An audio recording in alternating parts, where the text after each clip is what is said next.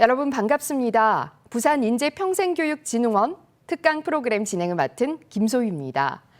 이번 특강은 지역 대학생 역량 강화를 목적으로 4회차로 진행이 되는데요. 그중 오늘은 2회차 특강이 펼쳐집니다. 이번 특강은 디테일이 살아있는 컨텐츠 기획과 아이디어 발굴이라는 주제로 진행이 되는데요.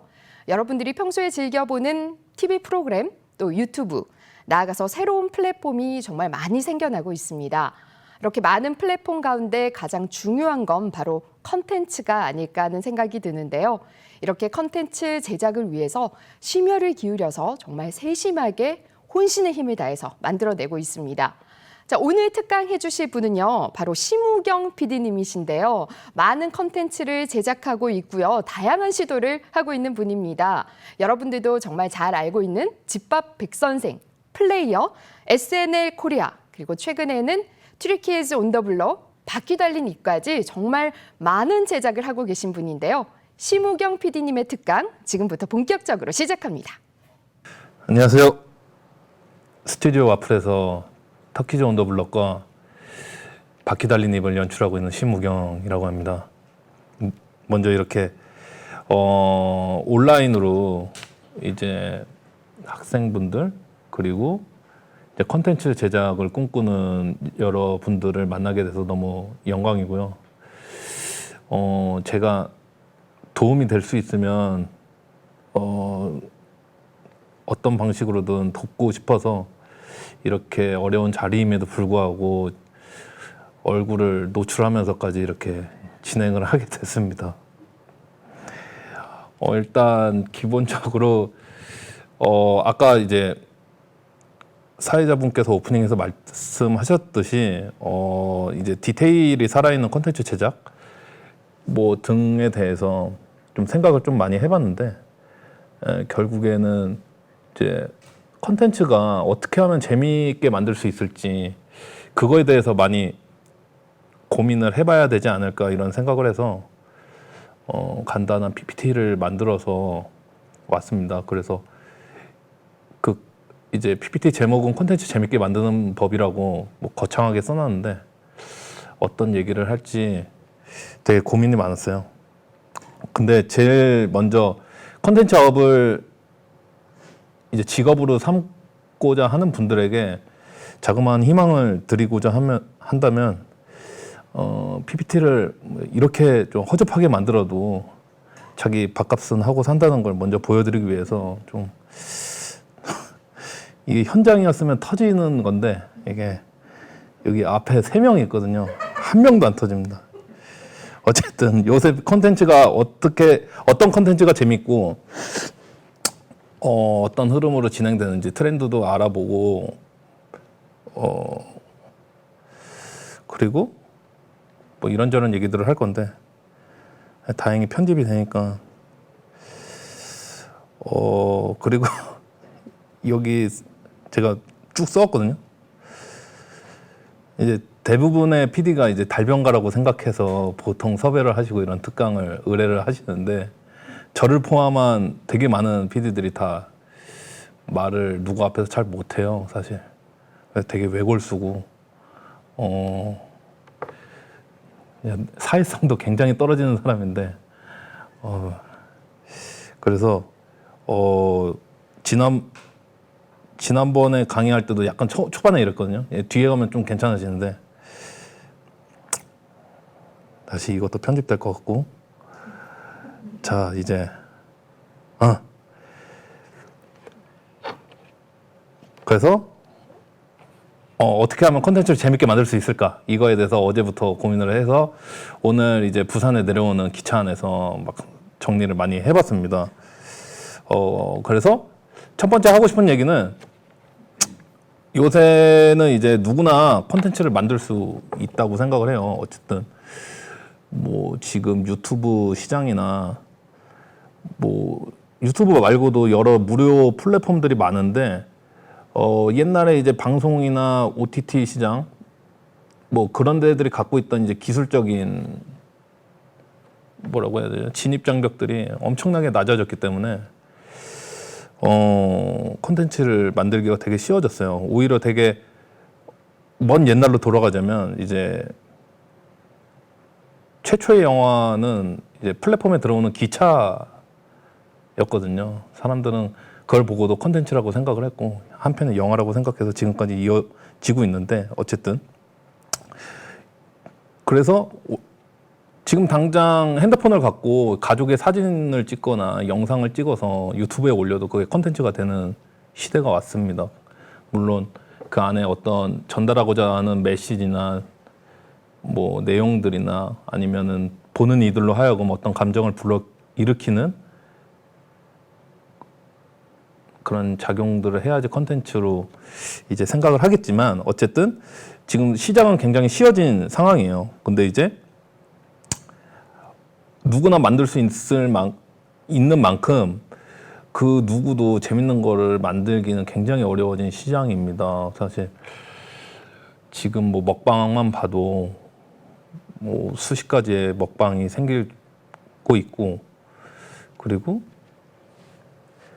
인터뷰 쇼만 해도 작년에 제가 시작할 때부터 지금까지 한 수십 개의 인터뷰 쇼가 생긴 거를 봤을 때 그 안에서 뭐 어떤 특정 연예인을 데리고 인터뷰 쇼를 만드는 건 굉장히 쉽지만 그 안에서 살아남고 대중들에게 인정을 받는 인터뷰 쇼가 한 해 아니면은 뭐 일정 기간을 유지하는 거는 굉장히 어려워진 시장이 된 것 같아요. 그래서 그러면은 재밌는 거는 뭘까 하는 생각이 들었어요. 그럼 재밌는 거 대중들에게 선택을 받을 수 있는 거 내지는 뭐 동년배 친구들한테 인기가 많을 수 있는 것들 뭐 그런 것들은 과연 무엇이 있을까 생각을 했습니다. 근데 그게 이제 시기나 타겟이나 이제 환경적인 요인으로 인해서 굉장히 그 컨텐츠가 재밌다라고 평가되는 거는 굉장히 상대적인 것 같아요. 예를 들어서 10년 전에 이제 저희 회사 선배이신 나영석 PD님이 할아버지 네 분을 모시고 이제 마지막 유럽 여행을 가는 컨셉으로 프로그램을 했는데 그게 지금 2020년에 틀어졌다면은 과연 성공할 수 있을까? 마찬가지로 이제 초대박 메가히트를 친 윤식당이 2022년에 지금 방송이 됐으면 과연 성공을 할 수 있을까? 이런 지점들도 굉장히 좀 지금 컨텐츠를 만드는 사람들에게 좀 고민거리를 남겨주는 것이에요. 왜냐면은 특히나 지금 뭐 지상파 3사나 뭐 케이블 2사 포함해갖고 그 인물 어떤 컨텐츠가 나오면은 이제 그거를 굉장히 복제하기 시작하기 때문에 이제 그게 피로도가 굉장히 쌓이고 정말 보다 지칠 정도가 됐을 때 이제 그 트렌드가 끝나기 때문입니다. 그래서 그러면 과연 재밌는 게 뭘까 하는 생각이 굉장히 들었어요. 재밌는 거. 그래서 재밌는 콘텐츠라는 게 그냥 인기가 많다고 재미있다고 생각은 안 들고 제작하는 사람들의 각자 고유가 갖고 있는 특별함 내지는 이제 개성이 가득 담긴 콘텐츠가 재밌는 콘텐츠라고 저는 생각을 합니다. 그러니까 예를 들어서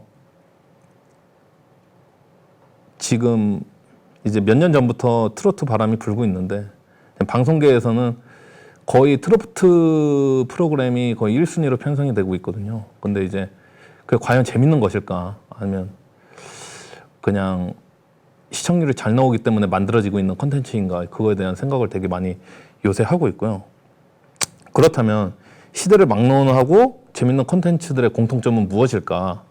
그런 지점들을 생각해 봤을 때 정말 연출자나 아니면 제작하는 사람들의 개성이 가장 잘 담긴 것들이 이제 재밌는 콘텐츠라고 생각을 해요.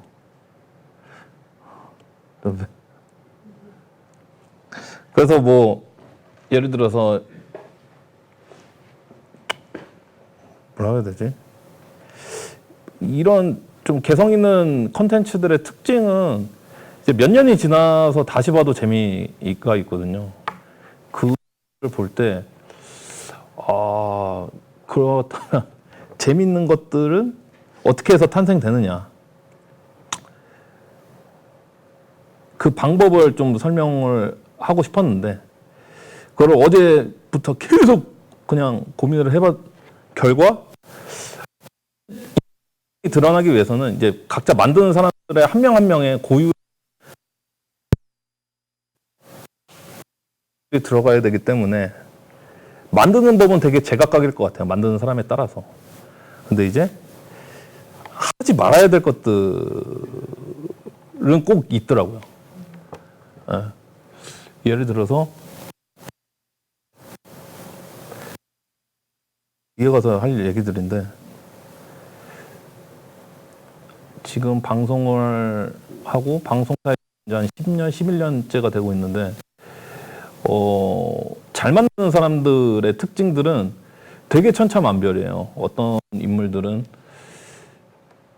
아이디어를 어디서 지금 여기 질문지에도 나와 있지만 어디서 영감을 받고 어디서 아이디어를 얻고 이것들은 굉장히 다양하기 때문에 그거를 제가 지금 어디서 어떻게 해라 이런 식으로 당장 답변을 드리긴 굉장히 힘들고 그거는 이제 컨텐츠를 만들면서 본인들이 되게 깨닫게 되실 거예요.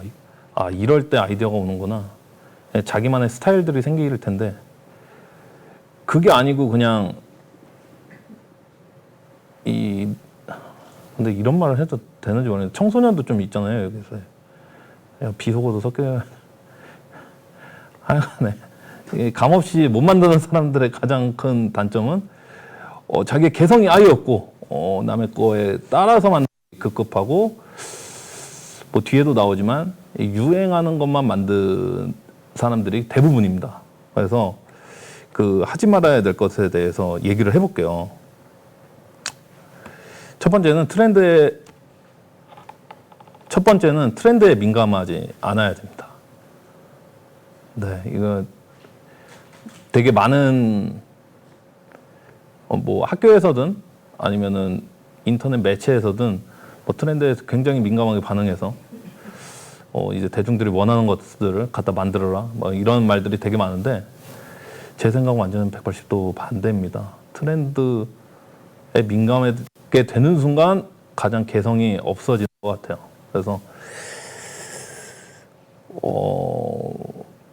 트렌드라는 거는 그냥 일시적인 현상일 뿐이고 영원히 기록돼서 재미있을 수 있는 콘텐츠는 트렌드와는 굉장히 상관없는 콘텐츠지 않을까 이런 생각을 해요. 뭐 예를 들어서 모든 회사가 유행을 따라서 만든다고 생각을 해봤어요. 예를 들어서 한 10년 전만 해도 국내 꽤 많은 핸드폰 업체, 외국에 굉장히 많은 전자기기 업체에서 다 똑같은 핸드폰을 만들고 있었어요. 그러면은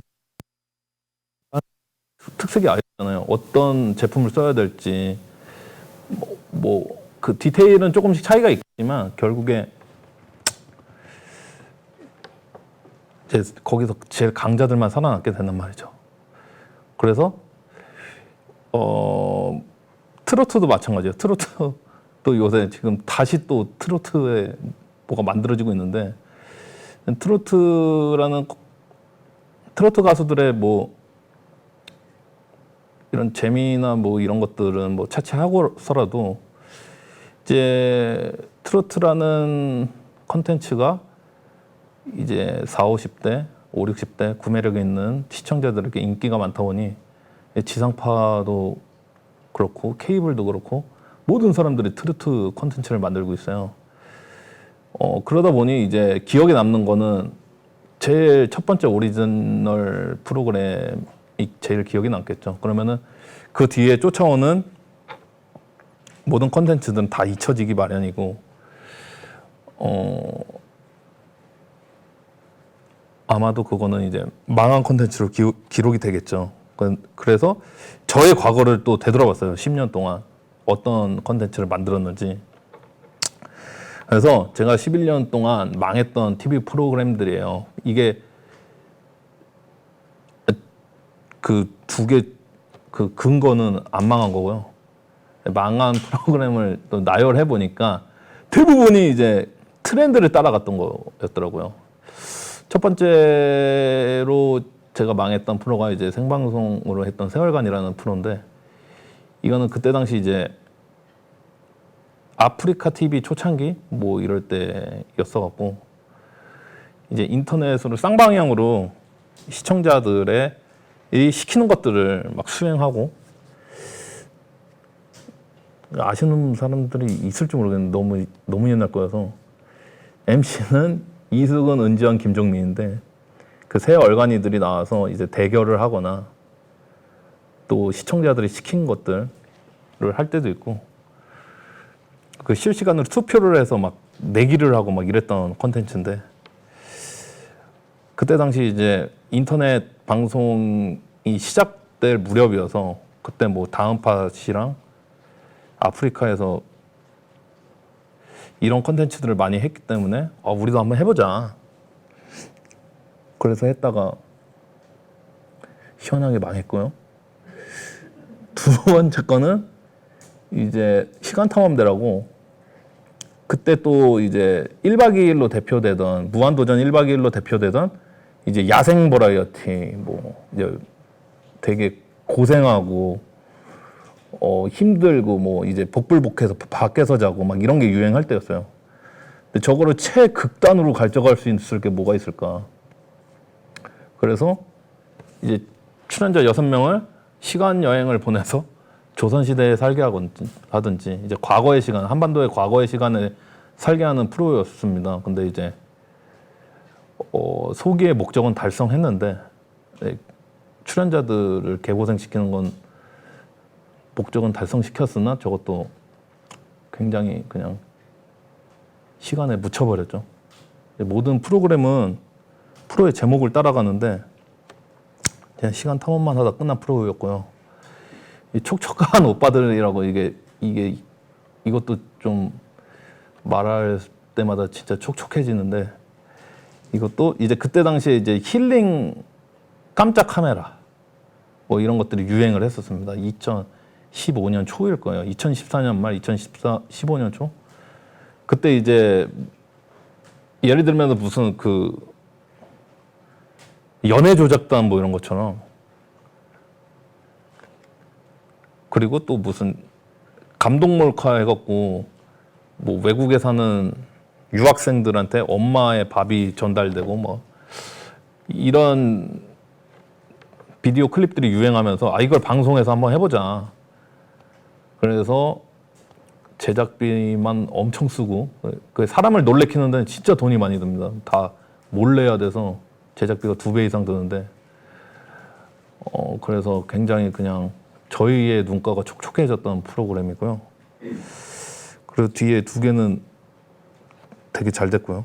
그리고 모두의 연애라고 제 처음 연출작인데, 이때 당시만 해도 이제 그 웹드라마가 굉장히 유행했어요. 뭐 연애 플레이리스트 뭐 이런 것들이 유행을 할 때여서, 그 조회수가 뭐 네이버만 해도 500만 뷰 나오고.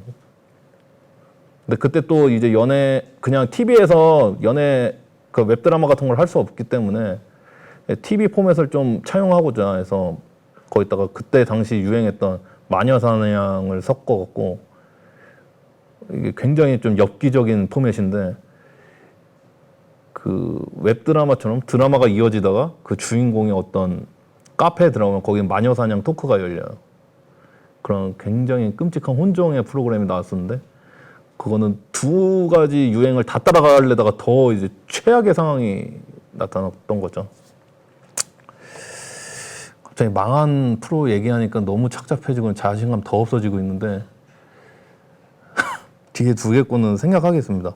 어쨌든 이렇게 11년 동안 콘텐츠를 몇 개를 6개, 7개를 망하다 보니까 이제 드는 생각이 좀, 이거는 뭐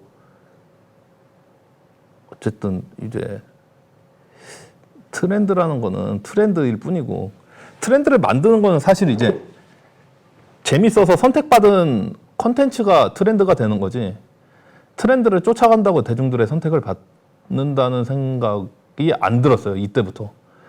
10년 동안 굉장히 비싼 수업료를 들여서 그런 생각을 하게 됐죠. 그래서 생각을 해서 이제 트렌드에 따라가지 않는 프로그램을 하자. 이때는 이미 때가 늦었죠. 11년이 지나고 제작비 누적으로 한 거의 100억 가까이는 쓴 것 같은데 회사에선 거의 잘릴 위기고 그때쯤에 이제 나는 과연 잘할 수 있는 게 무엇일까 이런 고민을 되게 많이 했었습니다. 그걸 여기서 얘기할까? 그래서 자 뒤에 그래서 이제 이거는 봉준호 감독이 영화 아카데미 특강에서 했던 얘기인데 이제 여러분이 만든 콘텐츠의 첫 번째 관객은 바로 여러분이라는 말이에요. 그래서 저는 지난 10년 동안 망했던 프로그램 지금 보라고 하면 진짜 보지를 못하고 있습니다.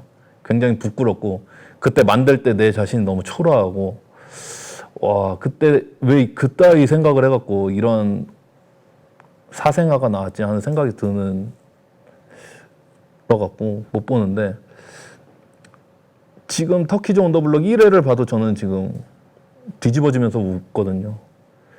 그거를 떠올려 봤을 때 진짜 내가 첫 번째로 편집해서 첫 번째로 볼 때 가장 재밌는 콘텐츠를 하는 게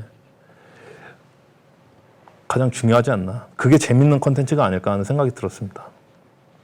그래서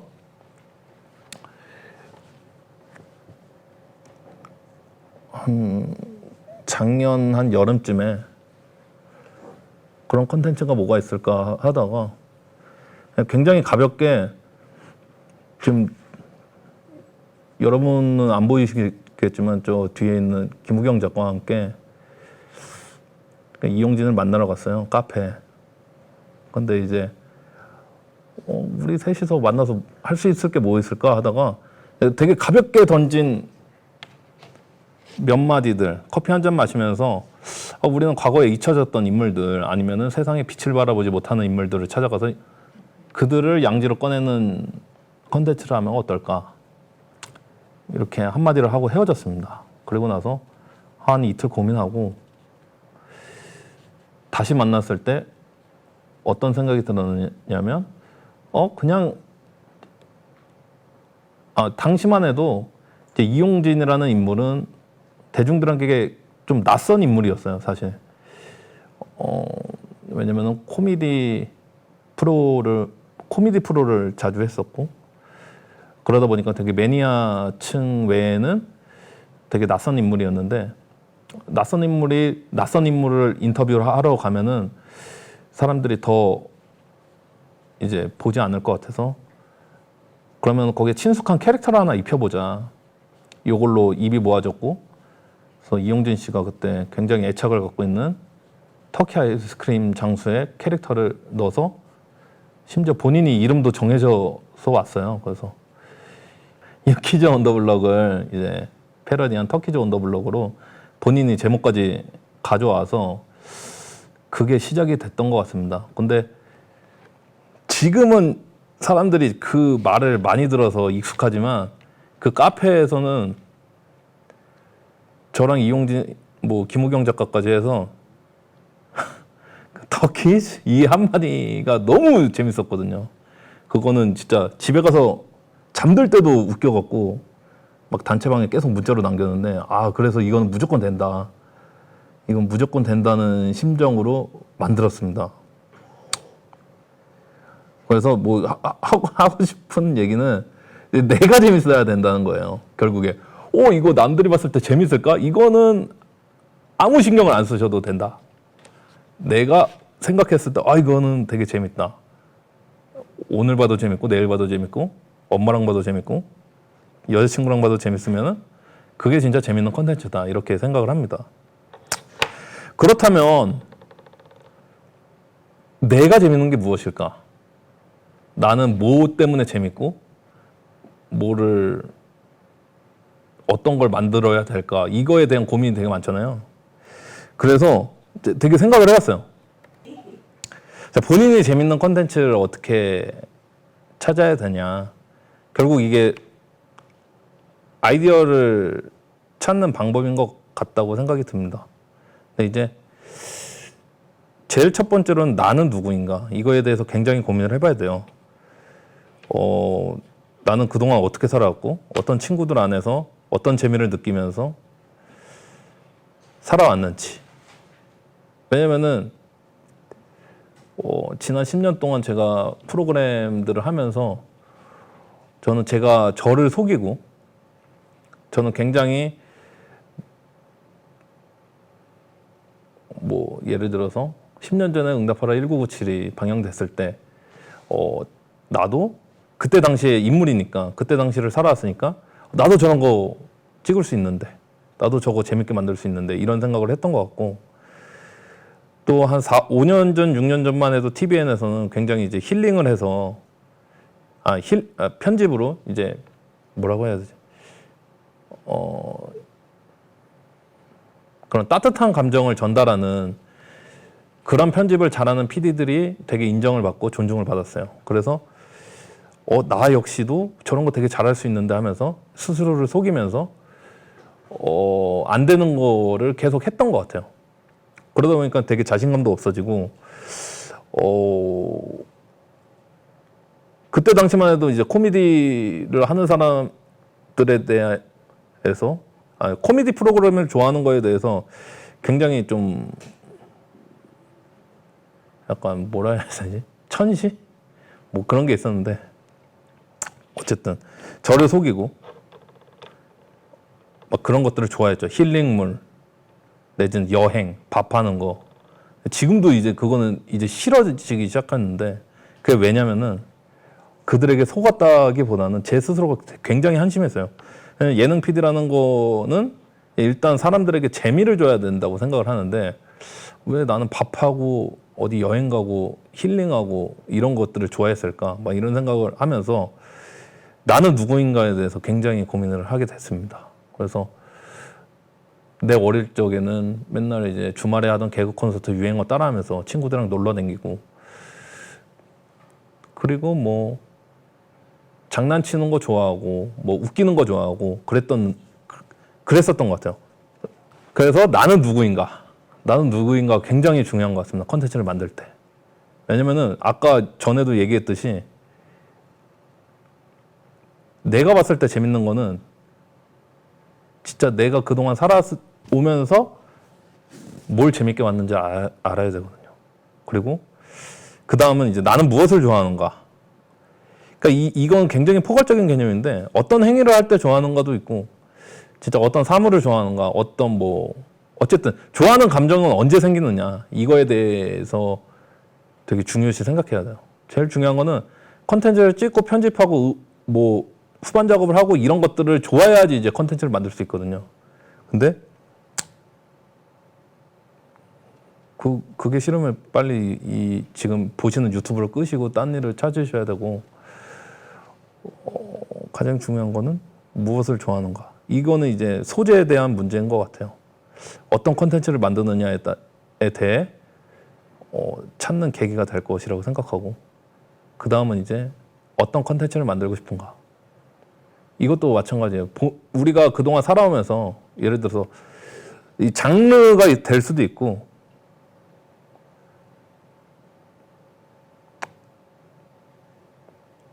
보는 사람들한테 어떤 감정을 전달하고 싶다 그런 게 될 수도 있고 아니면 어떤 PD가 만든 컨텐츠를 좋아하는가 이런 거에 대한 물음도 될 수도 있고 그런 것 같아요. 그러니까 저는 어릴 때 실명을 거론해도 되나? 아니면 뭐 어릴 때 보고 자란 콘텐츠가 송창희 PD의 남자 셋 여자 셋이라는 프로그램인데 그걸 보면 처음에는 이제 TV 안에서 만들어지는 프로그램들은 그냥 자연 발생이라고 생각을 했어요. 그러니까 프로듀서라는 개념에 대해서 전혀 몰랐는데 어릴 때 그 남자 셋 여자 셋이라는 콘텐츠를 보면서 저걸 만든 사람은 누굴까 할 정도로 되게 신기했었거든요. 근데 그런 부분들이 아닐까 싶습니다. 세 번째 물음은 나는 어떤 컨텐츠를 보고 자라왔으면 나는 어떤 컨텐츠를 만들고 싶다. 이런 게 중요하지 않을까요? 그래서 이거를 A4 용지 딱 꺼내서 3등분으로 접은 다음에 이 물음 하나씩을 한 번씩 허심탄회하게 누구 보여줄 것도 아니니까 본인을 위해서 한 번씩 적어 내려가는 거를 굉장히 추천합니다. 근데 저거 쓰면서도 속이시면은 굉장히 큰일 나고 이거를 뭐 쓰면서 이제 시절이 지나면서 이제 이것도 계속 바뀌긴 할 텐데 어쨌든 본인이 콘텐츠업을 하고 싶다 했을 때 처음 이거를 작성해 두시면은 나중에 이제 되게 뭐 본인이 본인을 속일 수도 있고 세상이 그대를 속일지라도 다시 이 A4 한 장으로 다시 돌아갈 수 있는 계기가 되거든요. 이거를 보면 맞다 난 이런 놈이었지 왜 지금 남들 만드는 이걸 만들고 있지? 이런 생각이 들 거예요. 두 번째로 하지 말아야 될 것으로 넘어가겠습니다. 두 번째로 하지 말아야 될 것은 최선을 다하지 말 것입니다. 이것도 다 무슨 자기계발서나 뭐 저보다 되게 인생을 더 사신 분들은 매 순간 최선을 다하라고 하잖아요. 근데 다른 거는 최선을 다해도 되는데 컨텐츠 제작만큼은 최선을 다하지 않았으면 좋겠어요. 그 이유는 일단 이제 TV나 OTT 이제 한 60분짜리, 70분짜리 컨텐츠를 예를 들어서 이제 컨텐츠 제작 환경을 보여드릴게요. 프로세서를. 이것도 진짜 짧은 건데 12회 기준인데 TV 방송으로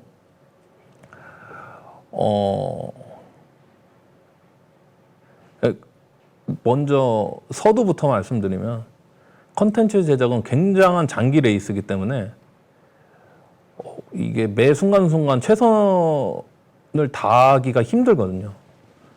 사실. 크게 세 가지로 나뉩니다. 컨텐츠 제작은. 기획, 제작, 방송의 단계가 있는데 기획은 그야말로 이제 어떤 컨텐츠를 만들까 이런 회의를 많이 하겠죠. 이런 아이디어 회의를 하는데 이것도 보통은 이제 팀을 꾸리면은 적게는 5, 6명에서 많게는 막 10명이 넘어가는 인원들이 지금 여기는 약 2개월로 써놨지만 길게는 뭐 3, 4개월 넘어가고 대형 프로그램이면은 6개월 동안 기획 기간을 갖는 경우도 굉장히 많습니다. 그때 이제 뭐 컨셉, 뭐 이제 화면에 보여지는 톤 앤 매너, 그리고 이제 출연자들 캐스팅, 그리고 회차마다 아이디어들 이런 것들을 뭐 길게는 6개월까지 회의를 해요. 그리고 이제 제작에 들어가면은 촬영, 편집, 그리고 후반 작업을 하겠죠. 이것도 이제 다행히 방송이랑 겹치지 않는 수준인데 요새는 이제 TV 방송 같은 경우는 방송이랑 같이 가는 경우가 굉장히 많거든요. 한 절반 정도 걸쳐 놓습니다. 그러니까 12회 중에 한 4회에서 5회 나갈 때쯤 이제 4회에서 5회 정도 찍어 놓으면은 방송이 시작이 돼요. 방송이랑 제작이 같이 갑니다. 그러면은 굉장히 고달퍼지기 시작하는데 어쨌든 이 12회 기준으로 길면은 뭐 8, 9개월, 뭐 적으면 5, 6개월의 시간이 걸립니다. 근데 제일 중요한 거는 이 오랜 시간 동안 준비했지만 되게 많은 인력이 들어가고 되게 많은 예산이 투입되고 되게 많은 시간이 소요돼요. 근데 방송은 특히 1, 2회 만에 결판이 나거든요. 만약에 3회 안에 터지지 않으면은 이 남은 회차가 굉장히 괴로울 정도로 힘이 빠지고 다 때려치고 싶을 정도의 그 마음이 듭니다. 근데 이거는 뭐 유튜브도 마찬가지예요. 유튜브도 뭐 이거의 절반 정도의 시간이 걸리지만 이것도 마찬가지로 유튜브는 그래도 기회가 많게 한 6회 안에는 터져야 되는데 그렇게 되지 않으면은 사실상 이제 뭐 사형 선고가 아니라 뭐지? 사망 말이 이상한데 어쨌든 유튜브도 마찬가지로 긴 시간 준비했지만 되게 빠른 시간 안에 승부가 나서 망하는 경우가 허다하죠. 그렇다 보니 힘 잔뜩 줘서 만들면은 이제 망했을 때 다시는 하고 싶지 않은 경험이 생깁니다. 왜냐면은 아까도 말씀드렸듯이 긴 시간 동안 많은 인력이 함께 움직이는데 그때마다 이제 연출자는 판단을 해야 되거든요. 근데 나의 잘못된 판단으로 인해서 프로그램이 망했을 때 그 사람들과 같이 일하기는 굉장히 어렵고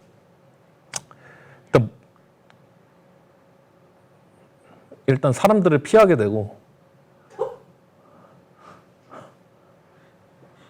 뭐 회사는 뭐 나가기 싫은데 계속 전화 오고 그런 상황이 생깁니다.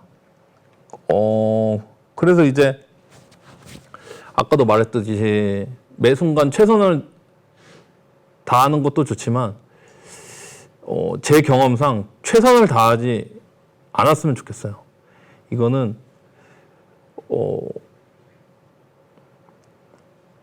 제 경우를 말씀드리면은 저는 이제 그동안 굉장히 최선을 다해서 트렌드를 따라가다가 다 망했거든요. 그러다 보니 회사에서는 저절로 초저예산 편성을 하고 당시만 해도 유명인이 아닌 연기자와 프로그램을 만들 수밖에 없는 상황이었어요. 저절로 굉장히 궁핍한 생각을 했는데 오히려 그때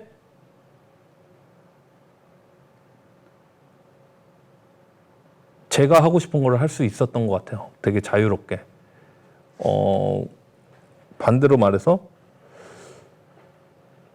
최선을 다할 때는 되게 경주마처럼 목표 지점만 보이는데 이게 힘을 좀 빼고 주변을 둘러보면서 내가 그동안 뭘 잘못했고 그러면 나는 어떤 거를 재밌게 만들 수 있는 사람인지 그거를 되게 생각하면서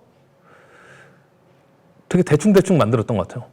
그러니까 대충 만들었다고 하면 좀 말이 이상한데 많은 생각을 안 들이고 그 순간순간 저에게 느껴지는 감정에만 충실해서 만들었다고 생각이 들어요. 그래서 예를 들면 터키즈 온 더 블럭 같은 경우도 이용진이 인터뷰를 하는데 저는 그냥 옆에서 친구가 핸드폰으로 찍어주는 느낌의 컨셉을 가고 싶거든요. 근데 그게 만약에 예산도 많이 투입되고 출연자도 정말 뭐 기라성 같은 선배들이 나오고 게스트도 만약에 되게 힘줘서 가는 경우다 이러면은 그런 식으로는 절대 찍을 수가 없다는 걸 되게 알고 있었어요. 그래서 오히려 이런 되게 초저예산에 그냥 우리끼리 그냥 동아리처럼 대학교 동아리처럼 찍는 그런 컨텐츠에 그런 톤을 한번 살려보고 싶었는데 그게 어떻게 보면은 이제 보는 사람으로 하여금 되게 좀 편안하다기보다는 좀 이제 B급의 싼마이 느낌이 이제 통하지 않았나 이런 생각을 해보게 됐습니다. 그래서 아까 대충 만들자고 했던 얘기가 이거랑 일맥상통하는데 일단 뭐라도 빨리 만들어 보시는 게 여러분들은 되게 좋은 경험을 할 수 있을 것 같아요.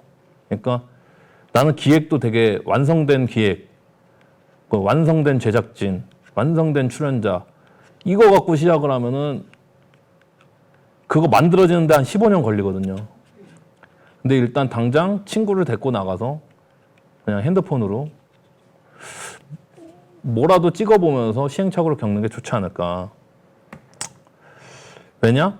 요새는 이제 디지털 제작 환경이 굉장히 변했거든요. 그래서 옛날에는 이제 뭐 방송 장비, 지금도 제 눈앞에 보이는 것만 해도 이게 수천만 원짜리 카메라랑 뭐 이런 영상 장비들이 되게 많이 보이는데, 사실 이제 유튜브 플랫폼이나 뭐 틱톡 같은 플랫폼 같은 경우는 우리가 가장 많이 갖고 다니는, 이거는 대한민국에 없는 사람이 없는 핸드폰으로 찍어서 올려도 재밌는 콘텐츠는 사람들에게 소비가 되는 시대가 왔어요.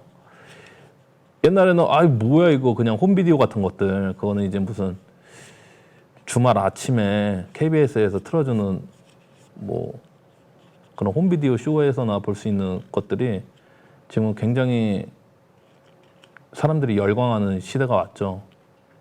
그리고 두 번째는 피드백이 굉장히 빨라요. 그래서 아까도 말씀드렸듯이 기획기간, 뭐 이런 방송 제작 기간 8개월이 걸려서 평가받아야 될 것들을 지금은 뭐 찍고 나서 올리면은 실시간으로 그냥 댓글이 달려버립니다. 그래서 이건 아니다 싶으면 바로 방향을 틀 수가 있어요. 근데 이제 돈 많이 쓰고 좋은 출연자 갖고 하는 프로그램들 8개월이 걸려도 핸들을 꺾기가 굉장히 어렵습니다. 왜냐면 그동안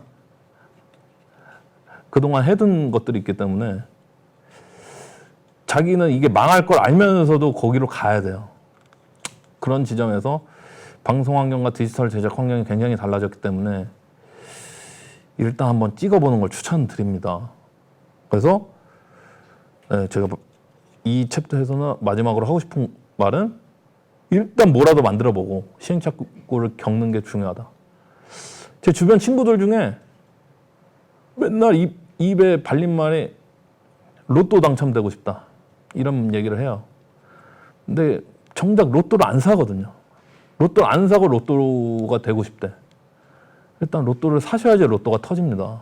그러니까 여러분들도 콘텐츠를 만들고 나서 이게 터지길 원해야지, 만들기 전에 어디서 영감을 어디서 뭐 아이디어를 얻어야 되죠? 라는 거는 되게 무의미한 것 같아요. 일단 찍어보면 어디서 영감을 받아야 될지 알게 될 것 같고, 찍어봐야지 아이디어도 어떻게 나오는지 알고, 편집도 어떻게 해야 되는지 알고, 그런 것 같습니다. 옛날에는 찍기가 어려웠던 시절이었으니까요. 그래도 되는데. 너무 아재처럼 얘기하나?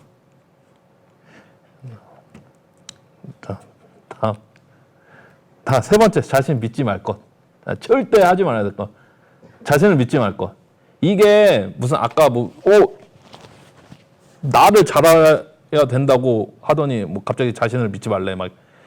이게 뭐냐면은 특히나 이제 방송국의 이제 콧대 높은 PD들의 잘못된 생각들 중에 하나가 다들 자신을 천재라고 생각해요. 그래서 내가 가는 길이 곧 모든 길이고, 내가 만드는 게 지금 우주 짱이고, 이런 생각을 하고 있는데, 그런 사람들이 99%가 망합니다.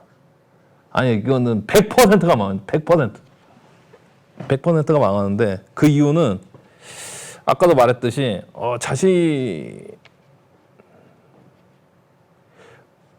되게 그 프로그램을 만들 때면 굉장히 매몰돼요. 자기만의 생각에. 그리고 아까 말했듯이 어쨌든 본인이 재밌는 거를 한다는 것 때문에 오롯이 본인에게 집중을 하게 되는데, 그렇게 되면 오히려 자기가 아는 그 안에서 아집이 생겨버리죠.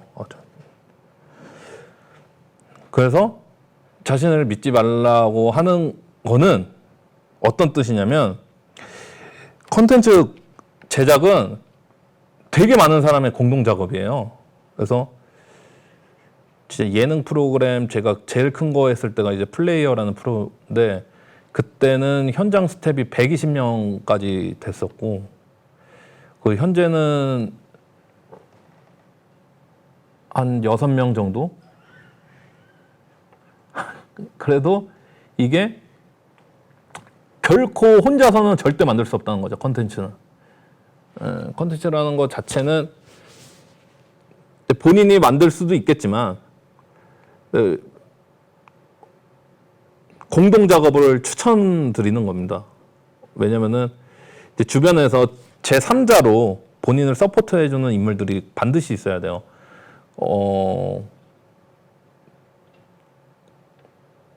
그렇죠. 그게 이제 사실 요새는 또 디지털 제작 환경은 누가 이제 상하 관계가 있거나 갑을 관계가 있거나 뭐 그런 수직적인 구조는 아예 사라졌고 이제 굉장히 수평적으로 이루어지게 되는데 그러다 보면은 뭐가 틀렸는지 되게 허심탄회하게 의견을 공유할 수 있다는 게 큰 장점이거든요. 옛날에는 이제 이런 기자들, 이런 수천만 원짜리 스튜디오들 이런 거를 갖고 있던 방송사 PD들이 굉장한 갑의 위치에 있으면서 본인들이 하고 싶은 것만 하고 했었는데 요새는 저 뭐야 쟤랑 안 해 이러고 떠나서 딴 거 할 수 있는 기회가 굉장히 많은 컨텐츠 제작 환경이어서 제가 하고자 하는 말은 방송사의 갑질을 얘기하고 있는데 계속 어쨌든 제가 하고자 하는 말은 컨텐츠는 굉장한 공동 작업이기 때문에 본인의 주변에 좋은 사람을 둬라. 이게 하고자 하는 말입니다. 왜냐? 콘텐츠 제작 조직은 일단 TV를 기준으로 말씀드리면은 PD 작가, 뭐 촬영, 녹음, 미술, 분장, 편집, 편집을 하면 이제 자막을 넣는 분들도 계시고 음악도 넣으시고 효과도 치죠. 막 자막 나올 때마다 뿅뿅 소리 나고 그 믹싱이란 거는 이 수많은 사운드를 버무려서 듣기 좋은 소리로 내보내고 또 편성은 이제 방송 편성도 해야 되고 마케팅도 해야 되고 홍보도 해야 되고 지금 저 분야마다 한 명씩만 해서 지금 12, 15명이거든요. 근데 여기서 PD 혼자 되게 독단적인 생각을 갖거나 이거 내 아이디어인데 내가 짱인데 내가 제일 재밌어 하는 건데 이렇게 하다 보면 이거는 산으로 가게 됩니다. 왜냐면은 아이디어는 한 명에게 나왔지만 결국에 그걸 만들어가는 사람들은 저 15개의 조직이거든요. 그래서 남들이 생각하는 것도 겸허히 수용해야 되고 제일 중요한 거는 저 지금 15개 분야에 한 명이라도 본인 편이 한 명씩은 다 있어야 된다.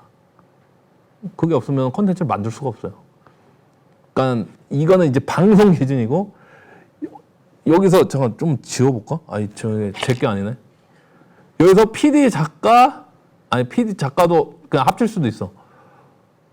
촬영.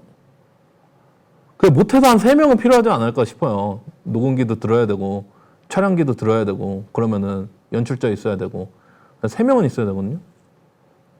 그 3명 자기 편 2명만 더 있어도 이제 콘텐츠가 제작되는데 나 혼자 다 할 수 있어. 이 생각으로는 덤비면 안 된다. 라는 겁니다.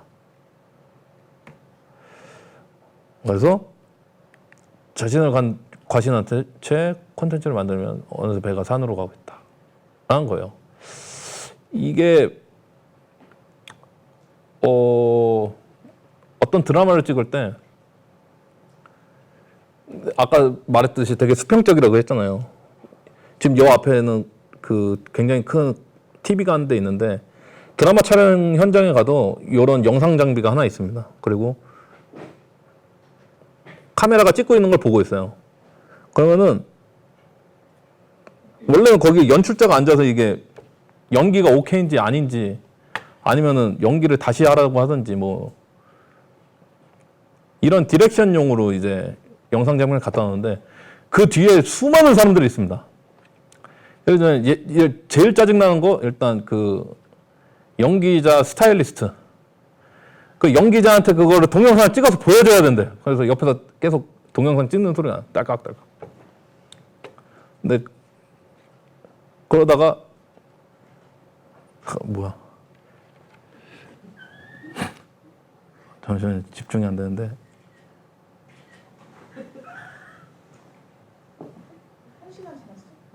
아니야 지금 50분 됐어. 거의 끝나가. 가까이 오지 마. 방해되니까. 어쨌든 그런데 거기서는 이제 스타일리스트도 그렇고 매니저도 그렇고 다들 뭐 연기가 좋네 안 좋네 막 그런 소리를 계속해요. 특히 뭐 조명 감독도 있고 뭐 오만 사람들 뒤에서 감나라 배나라 하고 있는데 어느 날은 한 번은 저기서 진짜 아예 모르는 아저씨가 오셔서 아 저거는 연기가 안 좋은데 오케이래 막 이런 얘기를 해요. 누군가 봤더니 저기 밥차 아저씨더라고요. 근데 밥차 아저씨의 말도 겸허하게 들어야 된다. 그 사람도 밥차를 뭐 한 10년 이상 끌어봤을 거 아니에요. 그러면은 배우들의 연기가 어떤지 대충은 아니까. 그러니까 듣긴 들어야 되니까. 그래서 제가 좋아하는 아까 송창희 대표님이 말씀하신 얘기인데 두 번째예요. PD라는 거 그리고 콘텐츠 전문가 콘텐츠 연출자라는 것은 전문가를 조직하는 전문가라고 하셨더라고요. 그래서 결국에 주변에는 굉장히 좋은 동료들이 많아야 됩니다. 왜냐면 콘텐츠 업은 혼자 할 수가 없거든요. 절대로. 그게 뭐 예능이든 드라마든 영화든 음악이든 콘서트든 공연이든 모든 건 혼자가 절대 할 수 없습니다. 그래서 지금 특히나 이제 학창 시절을 보내고 있거나 대학 생활을 하고 있다면은 주변에 되게 잘 보일 거예요. 어떤 인물들이 좋은 인물이고 주변에 항상 챙기면서 도와야 하고 컨텐츠업을 할 때 그런 사람을 챙기는 것도 굉장히 큰 능력이다. 나 저거 내가 다 할 수 있는데 쟤네 다 바본데 이러면은 배가 산으로 갑니다. 그래서 여기까지 어쨌든 세 가지 하지 말라는 거를 얘기했죠. 재밌는 콘텐츠를 만드는 거는 여러분 안에 다 있어요. 여러분 안에 아까 말했듯이 자기가 누군지 알고 자기가 좋아하는 게 뭔지 알고 어떤 콘텐츠를 만들고 싶다. 요 세 가지만 굉장히 솔직하게 A4 용지에다 쓰면은 대충 어떤 콘텐츠를 만들지는 나오거든요. 본인이 재밌는 거. 근데 이제 하지 말아야 될 것들 세 개만 반드시 지켜주십시오. 첫 번째로 트렌드에 민감하지 말아야 되고, 두 번째로는 힘주지 말 것. 힘주지 말 것이 아니고 두 번째로 최선을 다하지 말 것. 세 번째로는 자신을 믿지 말 것. 요 세 가지만 지키면은 그래도 중박 정도는 치지 않을까 하는 생각이 듭니다. 그리고 이제 자꾸 하지 말라는 것만 얘기하니까 좀 그럴까봐 맨 마지막으로 좀 해야 될 것. 이제 사실 이것도 이제 10년, 11년이 돼갖고 깨달은 건데 제가 10년, 11년 동안 물론 하지 말아야 될 것을 안 해야 되는데 그거 말고 이거는 좀 했어야 하는데 하는 것들이 있습니다. 그래서 제일 중요한 거는 글을 잘 쓰는 방법은 다독, 다작, 다상량이잖아요. 똑같아요. 영상도 하나의 커뮤니케이션이고 그런 언어적인 행위라고 생각하기 때문에 영상 콘텐츠를 잘 만들고 싶으면 많이 보고 많이 만들고 많이 생각하고 많이 쓰고 뭐 이래야 됩니다. 이게 그냥 뭐 갑자기 신내림 받아서 잘 만드는 사람은 진짜 존재하지 않아요. 아예 행여라도 주변에 처음부터 되게 잘 됐다고 해서 그 사람을 쫓아가지 마십시오. 그 사람은 얼마나 안 있다가 고꾸라질 거예요. 아니면은 계속 잘 되면은 의심해 보세요. 저 사람은 굉장한 수련의 기간을 거쳤다. 근데 쪽팔려서 잘 된 것만 보여준 거지 라고 생각을 하십시오. 그리고 제일 중요한 거는 책상에서 생각하고 지금 이거 유튜브 보면서 어디서 앉아서 볼 거 아니에요. 책상에서 생각하고 고민하는 시간보다 빨리 핸드폰이나 카메라를 들고 나가서 바깥 세상을 찍으십시오. 책상 제가 지금 하는 얘기 유튜브 끄면은 다 까먹으시거든요. 근데 이제 현장에서 찍다가 경비 아저씨한테 한 번만이라도 쫓겨나 보면 그 다음에는 장소를 어떻게 섭외하는구나. 내지는 어떤 위험한 행위를 하다가 또 경찰한테 걸리면은 경찰 협조를 어떻게 받아야 되는구나. 이런 것들이 더 생생하게 몸에 뱄니다. 그러니까 실무적인 것들이 굉장히 더 중요한 것 같아요. 네, 그래서 많이 찍어 보셔야 됩니다. 현장에서 부딪히셔야 되고, 지금 책상에서 막 상상하면서 난 이런 컨텐츠 어떻게 만들 거야. 이거를 빨리 시각화를 시켜 보십시오. 그러면서 시행착오를 몇만 번은 느끼셔야지 됩니다. 그리고 저는 이거 마지막 문단은 이거 오프라인일 줄 알고 써온 건데, 이 시장은 굉장히 좁기 때문에 언젠가는 어디서든 만나게 돼요. 이 업계에 존버하고 있으면. 그래서 결국에 나중에 선후배가 될 거기 때문에 빨리 책상에서 벗어나서 인더스트리로 들어오십시오. 그래서 스치는 이전에도 감사하지 않았는데, 오늘 어쨌든 이건 현장에서 이제 면대면으로 보고 얘기하고 싶은 건데, 어서 빨리 이제 컨텐츠 만드는 거를 습관화해서 되게 재밌는 컨텐츠로 마주했으면 좋겠습니다. 딱 1시간 됐습니다. 아닌가? 맞아. 네. 조금 그래?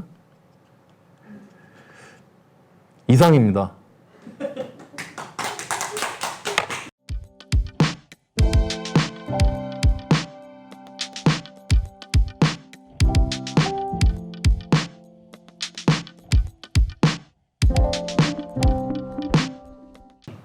부산인재평생교육진흥원에서 준비한 이번 특강은요, 심우경 PD님과 함께했습니다. 잘 들었습니다.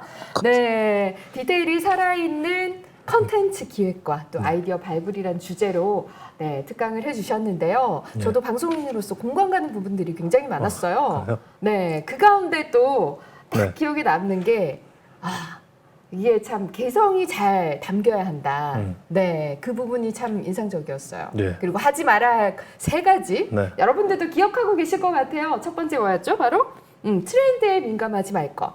그리고 너무 최선을 다하지 말 것. 마지막으로는 자신을 믿지 말 것. 네, 뭐 3가지 꼭 기억하라고 당부를 해주셨어요. 네. 네. 어떤 이유에서죠? 네. 이제 어떤 이유요? 네. 재밌는 컨텐츠, 네. 재밌는 컨텐츠를 만들기 위해서는 이제 굉장히 고민해야 될 것들이 많은데, 일단 이거 3개를 피해가면은 오히려 콘텐츠 제작에 더 힘을 쓸 수 있고 그 외의 것들은 생각을 안 해도 되지 않을까. 네, 그런 생각에서 얘기를 했습니다. 네, 우리 많은 대학생분들에게 네. 자, 직접적인 또 도움이 되지 않을까 하는 생각이 들어요. 네. 자, 오늘 이 자리에서 다 함께 했으면 더욱더 재밌는 특강이 됐을 법한데요. 네. 아쉽게도 온라인을 통해서 지금 많은 분들과 함께하고 있거든요. 네. 그래서 사전에 네. 우리 심우경 PD님께 궁금한 점을 좀 받아봤습니다. 네, 그래서 질문을 드릴게요. 네. 자, 이분은요, 진짜 꿈이 예능 PD인가 봐요. 네. 제가 꿈이 예능 PD인데 컨텐츠 기획하면서 영상 및 디자인 편집 실력이 필요할까요? 제가 편집 능력이 없어서 걱정입니다. 사실 뭐 먼저 말씀드리고자 하면은 전혀 없어도 괜찮습니다. 저도 이제 방송사에 들어오기 전에 전공이 이제 정치외교학이었어요. 그래서 영상을 찍어보긴 했지만 무슨 이게 되게 퀄리티 좋거나 뭐 재미있는 거를 찍은 적도 없고, 특히나 편집적으로는 완전 젬병이어갖고 되게 입사 초기에는 굉장히 힘들었던 것 같아요. 근데 그게 반드시 영상을 제작하는 그 영상 제작자가 되기 위한 필수 조건은 아니라고 생각이 듭니다. 오히려 아까 마지막에 얘기했듯이 편집을 잘하는 친구를 한 명 두면 돼요. 네.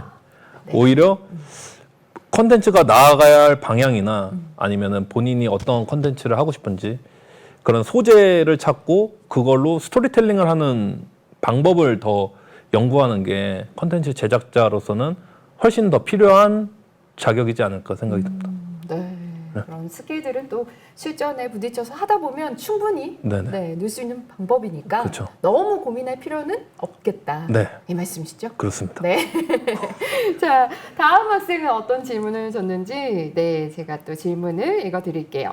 사람들이 갈수록 더 자극적인 컨텐츠를 선호하기 때문에 감동이 있거나 잔잔한 컨텐츠를 만들고 실행하는 것에 있어서 망설임이 느껴집니다. PD님은 컨텐츠 기획하실 때 어떤 감정을 방향으로 잡고 기획하시는지 궁금합니다. 네. 오늘 만약에 강연을 정말 잘 들어주셨으면은 이거에 대한 고민도 많이 사라지셨을 것 같아요. 본인이 이제 그런 감동이나 힐링을 재밌다고 생각하면은 그거를 되게 잘 만들 수 있는 사람이거든요. 근데 그것 또한 잘 만들기 굉장히 어려운 분야예요. 그러니까 자극적인 부분은 사실 오히려 쉽죠. 왜냐면은 자극이란 거는 되게 뭐라고 해야 되지? 범위가 굉장히 좁은데 이런 힐링이나 감동은 되게 레인지가 커서 이분이 표현하는 방법들이 되게 더 다양할 거라고 생각합니다. 그래서 저를 예로 들면은 저는 이제 사람을 재밌게 하거나 웃기는 거를 되게 중요시 하거든요. 그러니까 어릴 때 제가 컨텐츠를 보면서 저는 항상 웃고만 있었어요. 그러니까 제가 경험했던 그런 컨텐츠의 굉장한 장점들, 그것들을 제가 만들면서 제 거를 보는 사람들에게 똑같이 전해주고 싶거든요. 그래서 아마 코미디나 뭐 이런 웃음이 기본으로 깔려 있는 컨텐츠, 그런 감정들을 전달하기 위해서 노력을 하지 않나 이렇게 생각이 됩니다. 네. 그 가운데 오늘 굉장히 웃음이 없어 보이십니다. 굉장히 진중한 모습으로 네. 우리 대학생 여러분들에게 네네. 많은 자극과 네, 또 많은 정보를 알려주기 위해서 네. 이런 모습 보여주시는 거죠? 그렇죠, 그렇죠. 네. 네. 자, 나는 누구인가 앞서 특강에서도 말씀을 해주셨는데요. 네. 역시나 일맥상통한 내용이지 않을까 예, 싶어요. 내가 맞습니다. 누구인지 잘 안다면 그걸 충분히 표현해내는 데는 네, 충분한 네. 네, 자격을 가지고 있으니까 그렇죠? 네. 되게 두서없이 얘기했는데 다 잘 정리를 해주시네. 아유, 아닙니다. 네. 자, 감사합니다. 우리 심우경 PD님과 함께 네. 이야기 나눠보고 있습니다. 자, 계속해서 다음 질문은요. 컨텐츠 기획의 시작은 아이디어라고 생각하는데 아이디어가 모두 흥행하는 컨텐츠가 될 수 없기에 흥행할 수 있는 아이디어를 고르는 방법이 있는 건가요?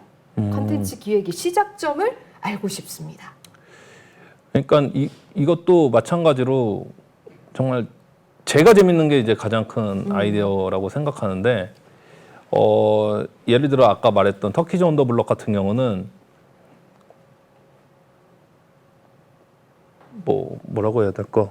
터키즈 온 더 블럭 같은 경우는 이제 이용진 씨랑 같이 이제 못 보던 인물들을 찾아다니면 재밌겠다. 그냥 여기서 시작이 된 거거든요. 근데 이제 그 뒤에 했던 바퀴 달린 입 같은 경우는 사실 저희 메인 작가인 김우경 작가랑 이제 새벽에 어떤 주제를 두고 굉장히 갑론을박하면서 뭐 상소리도 많이 내면서 이제 많은 의견이 오갔거든요. 근데 이러다가 그러면은 이런 거를 잘할 수 있는 인물들과 토론을 하면 재밌지 않을까? 이런 식으로 해서 그냥 새벽에 갑자기 말싸움하다 나온 아이디어입니다. 그래서 어쨌든 그런 아이디어를 얻는 방법들은 굉장히 다양하고 어쨌든 본인들의 생활 속에 다 있거든요, 사실. 그러네요. 네, 거기서 본인들이 재밌는 것들을 꺼내는 게 일단 급선무지 않을까 생각이 듭니다. 네, 일상생활에서 내가 좋아하는 것들, 즐겨하는 것들에서 분명히 나올 수 있고 컨텐츠가 될 수 있으니까. 네네. 네. 그렇습니다. 그러면 꼭 흥행을 염두에 두고 따라가는 게 좋을까요? 아니면 일상을 잘 들여다보는 게 중요할까요? 사실 흥행은 본인이 재밌으면은 진짜 절반은 돼요. 네. 근데 이제 본인이 못하는 걸 억지로 한다. 그러면 절대 안 됩니다. 네. 많은 꿀팁이 되지 않을까 네. 하는 생각이 듭니다. 자, 그럼 계속해서 우리 다음 대학생은 어떤 게 궁금하실까요? 자, 오늘 아이디어 발굴이다 보니까 아이디어 관련해서, 기획에 관련해서 많은 것들을 질문해 주시는데요. 아이디어는 어디서 큰 틀부터 짜야 되나요? 사실 아이디어의 큰 틀이라. 큰 틀은 역시나 일단 나를 잘 알아야겠죠? 예. 네. 그리고 내가 좋아하고 즐기는 네네. 것들? 즐기는 것들. 그리고 네. 일단 한번 자신의 일상을 계속 기록을 한번 해보시면은 아, 그 안에서 아이디어가 나올 거라고 생각이 듭니다. 왜냐면은 그 안에서 자신이 느끼는 감정들이나 이런 것들이 되게 다양한데 우리는 그거를 캐치하지 못하고 넘어가는 경우가 되게 많거든요. 그래서 한번 기록을 뭐 사진으로라도 아니면 글로라도 뭐 좋으면 영상으로라도 좀 남겨보시면은 난 이때 이런 감정을 느꼈구나 하는 게 계속 그게 원천이 되지 않을까 하는 생각이 듭니다. 맞아요. 요즘은 또 이 일상 기록할 수 있는 방법들이 굉장히 다양하게 있으니까 네. 꾸준히 기록하다가 한 번쯤 들여다보면 그 공통점을 좀 발견해낼 수 있지 않을까. 그렇죠. 네, 그런 생각이 드네요. 왜냐면 저희 작가가 그렇게 사무실에서 저희 팀원들을 몰래 찍어요.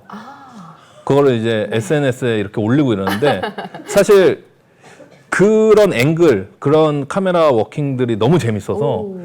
그거를 이제 터키즈 온 더 블럭에 카메라 톤으로 그거를 가져갔거든요. 이렇게. 네. 그랬더니 되게 좀 재밌는 영상들이 나와서 뭐 그런 점에서 아이디어들이 좀 나오지 않을까 이런 생각이 듭니다. 그렇군요. 네. 오늘도 그 작가님들 함께하고 계십니다. 앞에서 열심히 찍어주고 계신데요. 아무래도 또 이렇게 같은 팀원들 마음 잘 맞고 호흡 잘 맞는 분들이 있으니까 또 아이디어가 샘솟기도 하고 그쵸. 확실히 그런 것 같네요. 아까 3번 네. 이런 좋은 팀원을 좀 그렇죠. 우리 대학생 여러분들 주변에도 내 친구들 어떤 친구들이 있지? 한 번쯤 네. 눈여겨보시면 다시 한번 생각해보시면 네. 또 많은 도움이 될 것 같아요. 네, 맞습니다. 네. 자, 그럼 다음 질문입니다. 자, 이번에는 심우경 PD님에 대해서 개인적으로 궁금한 것 같아요. PD가 되기로 결심한 계기, 그리고 이 직업의 매력이 무엇이라고 생각하는지요? 먼저 매력부터 말씀드리겠습니다. 네. 이 직업의 매력은 우리가 어떤 회사를 들어거나 어떤 일을 할 때 그 피드백이 굉장히 좀 느리잖아요.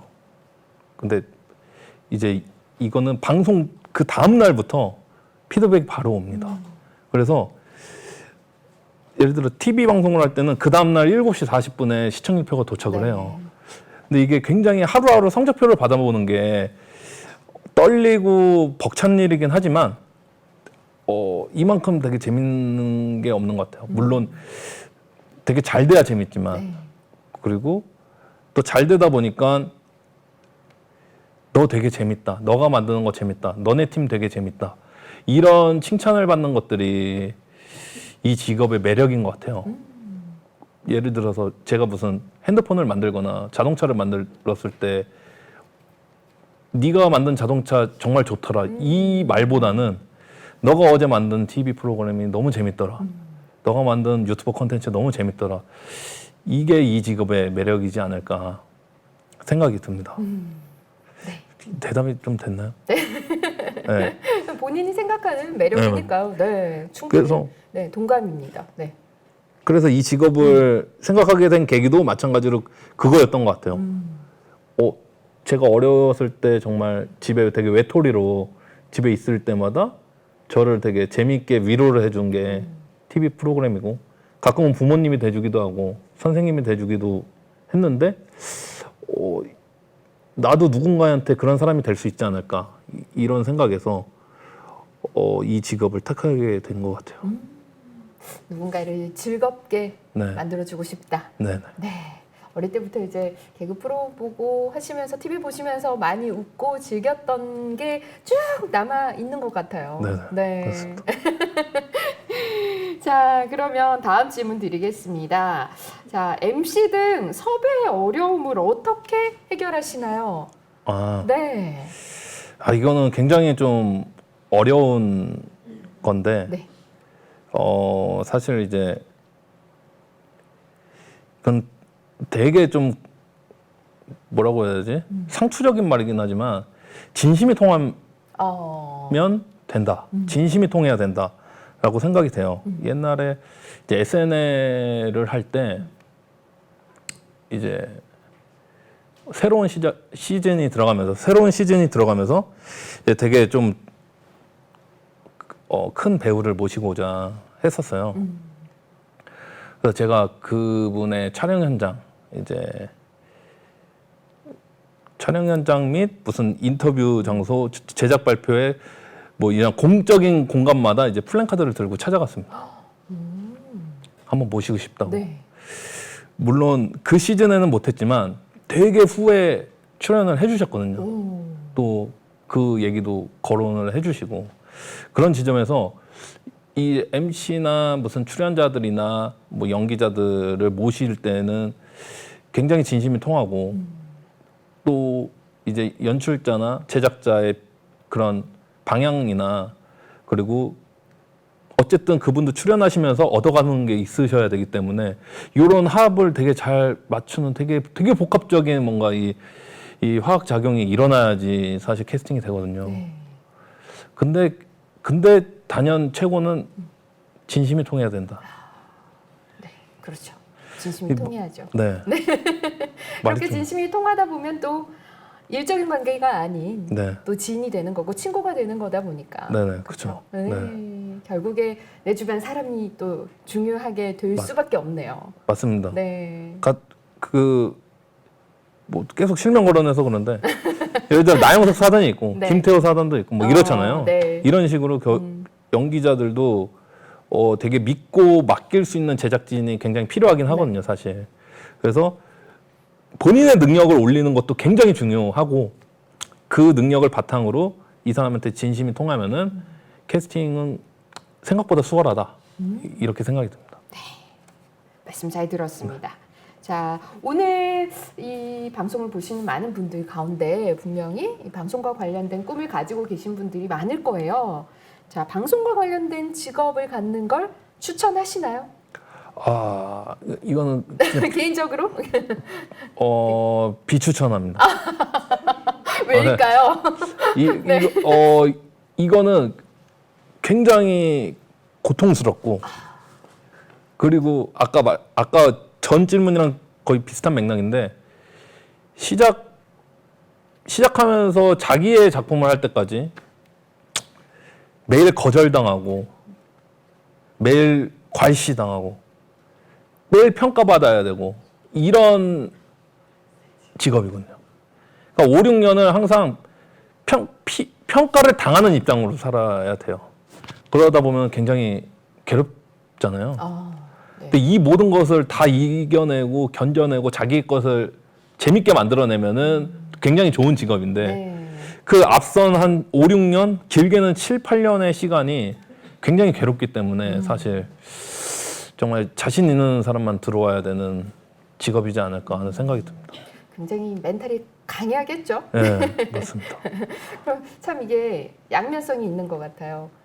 보면 그 피드백이 바로 있고 평가가 있기 때문에 짜릿한 그 매력이 있는 반면에 네, 또 괴롭기도 하니까. 네, 맞습니다. 선택은 그리고 네. 생각보다 박봉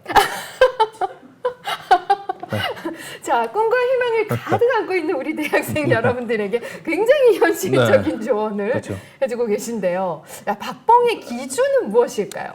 그러니까 투입한 시간에 비해서 굉장히 저렴한 인력을 저희가 이제 그럼에도 불구하고 계속하고 있는 이유가 그 마약 같은 텐데요. 짜릿함 때문에 그렇죠.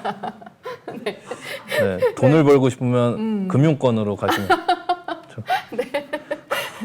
그만큼 방송에 매료돼야만 네. 가능한 일이 이쪽과 관련된 일들이 아닐까? 그렇죠. 네, 네. 그렇게 한번 정리를 해보면 어떨까요? 네, 네. 마약과 같은 매력에 빠져들고 싶다면 이 방송 쪽을 택하셔도 네. 네, 전혀 후회 안 하실 겁니다. 네.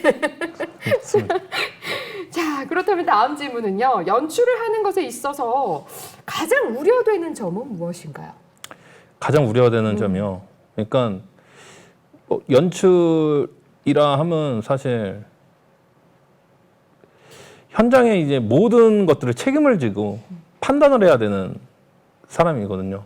어쨌든 아까 얘기했듯이 거기 안에서 각자의 파트의 전문가들은 다 있어요. 연출이랄 것은 사실 이게 맞다 아니다만 판단만 하는 사람이거든요. 움직이는 건 다 그 사람들이 하니까. 그러다 보면은 그 현장에 도착하자마자 20, 30명, 아까 많게는 100명의 스태프들이 저한테 와서 질문을 합니다. 이거 맞아요? 그걸 다 대답을 해줘야 돼요. 그러면은 이제 거기서 하나라도 삐끗하는 순간 이 모든 게 무너지거든요. 근데 사실 하루에 한 개, 아니, 하나도 아니야. 하루에 5개 미만으로 사고가 터지면은 적게 터진 거거든요. 진짜 여러 가지 변수가 있고 여러 가지 리스크가 있는데 그거를 하루하루 견뎌내면서 만들어가는 게 이제 오늘은 또 무슨 사고가 터질까?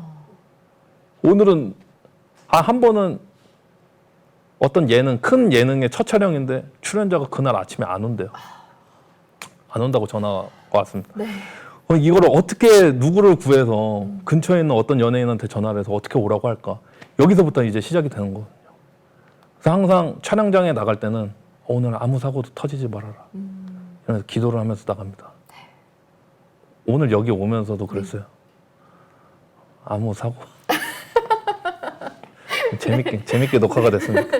네, 어깨가 무거운 게 바로 또 PD가 아닐까 싶어요. 네, 맞습니다. 네, 우리 함께하고 있는 대학생 여러분들께서 응원의 박수와 네. 또 댓글로 네, 응원을 계속해서 해주시면 너무나도 좋겠네요. 네. 그리고 운동할 시간도 턱없이 부족하고 술도 많이 먹어서 네. 제 몸을 보면 아시겠지만 그럼에도 불구하고 매력이 있다는 거. 네. 자, 그럼 계속해서 다음 질문 드리겠습니다. 평소 PD로서 중요하게 여기는 습관이 있으신가요? 습관이요. 습관. 네. 평소 중요하게 여기는 습관은 사실 그 규칙적인 거를 규칙적인 습관을 깨지 않는 걸 중요시합니다. 어떤 규칙적인 습관을 말씀하시는 거죠? 제가 말을 좀 바보같이 했는데 아니고요. 그러니까 뭐라 해야 돼? 계속 규칙 그러니까 뭔가 루틴을 유지하는 거. 아, 본인만의. 네. 어떤 루틴을 갖고 계세요? 저는 일단 아침에 요새는 진짜 일찍 일어나는데 진짜 일찍 일어나서 사실 이거 좀 누가 보면 뻥 아니냐고 할 수도 있는데 신문을 봅니다. 네. 신문을 읽고 이제 아침 식사를 하고 이제 사실 PD는 되게 자율근무제여서 한 점심쯤 이제 회사에 나가서 회사 일을 보고 6시에 퇴근을 해서 운동을 하고 그리고 저녁에 하는 이제 TV 프로를 보고 잠에 드는 루틴을 갖고 있어요. 그렇군요. 네. 그럼 제작은 언제 하시는 건가요? 그 회사 일 시간 동안에. 아, 네. 네.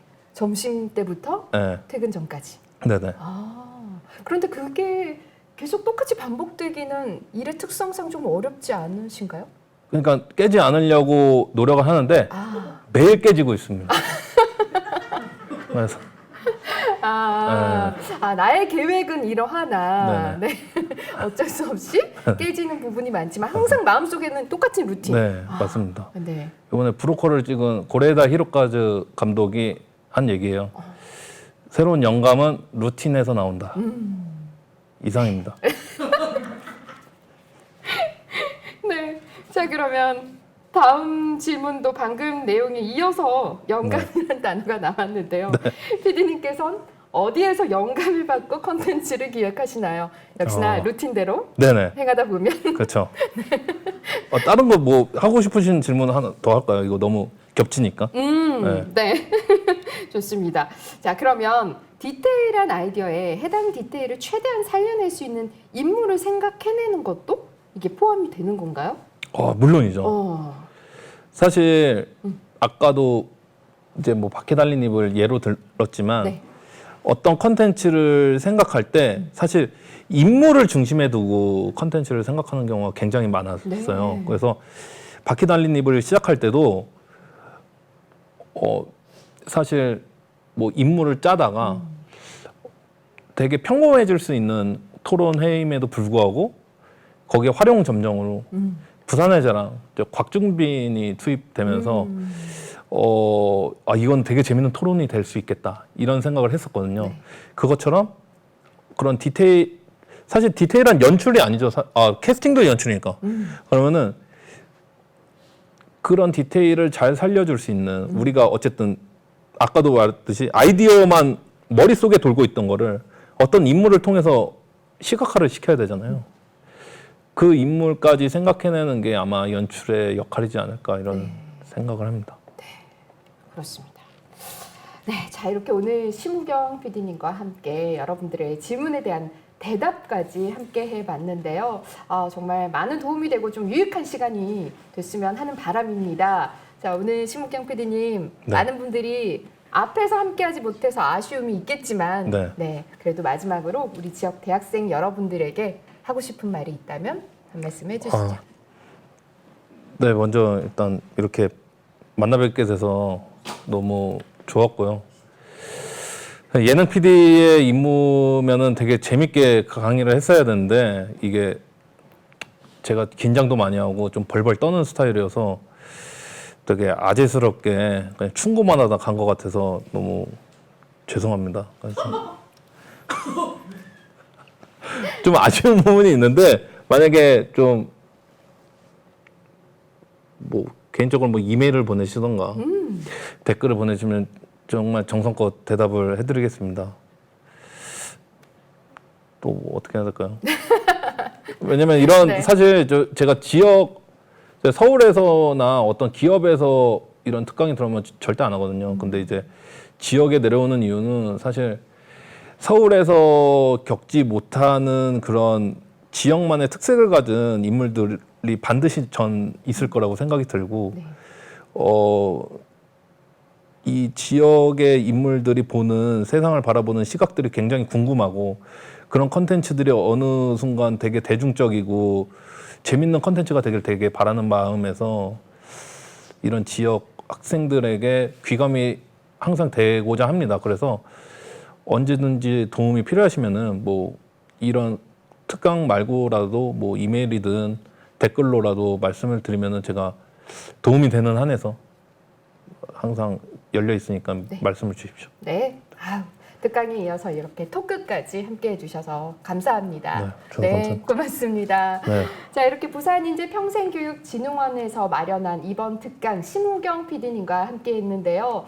자, 이번 특강을 통해서 우리 대학생 여러분들 이 컨텐츠 제작에 있어서 많은 좀 영감이 됐으면 하는 바람입니다. 자, 2회차 특강은 여기서 마무리하고요. 3회차 특강 때 더욱더 유익한 소식으로 함께 하도록 하겠습니다. 함께 해주신 여러분 고맙습니다.